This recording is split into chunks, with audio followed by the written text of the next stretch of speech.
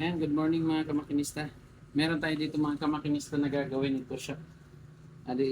Shock ng Raider 150. Ito ay, ang issue nito kamakinista ay bangga. Ngayon, na-align na natin ito kamakinista, yung telescopic, yung inner tube. Tapos, nung ma-align natin, ibinalik sa atin nung may-ari kasi ang problema, may tama rin itong outer tube. Ayan, pagka ipinapasok, hindi na siya mag-play. Ayan o, tigas. Dapat iaabot siya dito. Ayaw. Ayaw niya nga. Kahit sa biniling bago, ayaw din. Masikip, may tama. Kaya, ipapakita ko sa inyo, kamakinista, kung paano natin papapasukin to sa pamagitan ng honing. Ayan, iuhoning natin kamakinista. Ayan, tingnan mo, Charles. Ayan. Ayan, meron tayo ditong machine. Ang gagawin natin, nilagyan natin ng liha. Ayan. Tapos kumuha tayo ng engineering plastic na maliit lang. Inipit natin yung liha. Iuhoning natin mga kamakinista.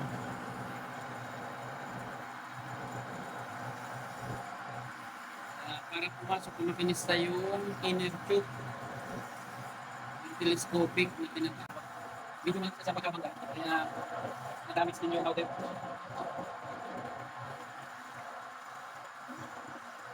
Okay, okay. Malay ba?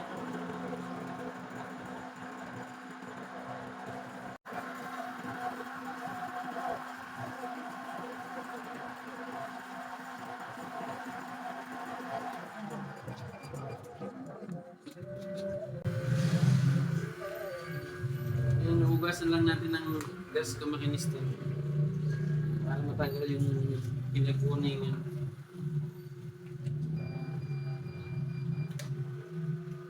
Ayan. Testingin ulit natin kamakinista. Ayan. Pasok natin. Yun. Ayan o. Ayan, halos pasok na siya. Kaya lang, medyo may ganit pa ng kaunti. Ayan, ihuning ulit natin.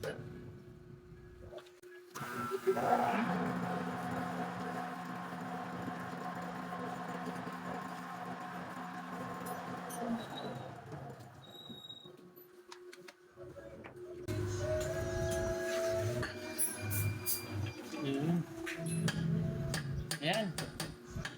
Okay na, kamakinista.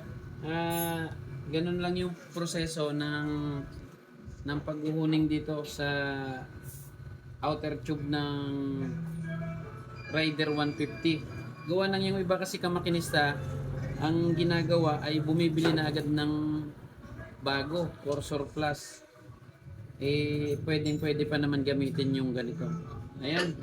Sana makatulong sa inyo kamakinista. Ayan kamakinista. Okay na yung ating shock. Ayan. Tapos na natin. Ayan, okay na. Hindi na siya ngayon bibili ng bago. Ayan. Yan pa rin yung dating stock niya. Ayan. Picture mo